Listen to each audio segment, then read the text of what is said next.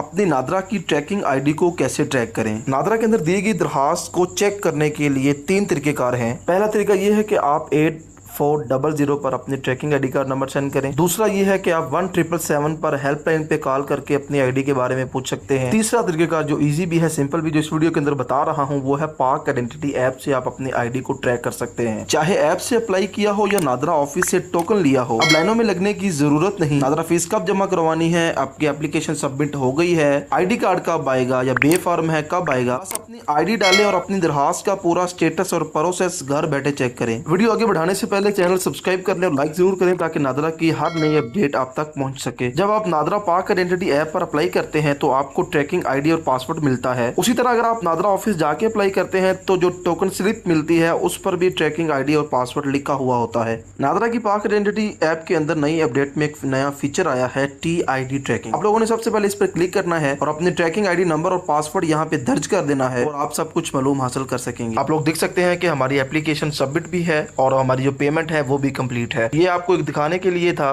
पाक identity account कैसे बनेगा, CNSA कैसे अप्लाई करना है, उसके अंदर अगर आपने कुछ चेंजिंग करनी है वो कैसे करनी है, बच्चों का बे फॉर्म बनाना है वो कैसे करना है, ये तमाम वीडियोस आपको हमारे YouTube चैनल से मिल जाएंगी। चैनल को सब्सक्राइब कर लें और वीडियो अच्छी लगे तो लाइक लाजमी कीजिएगा।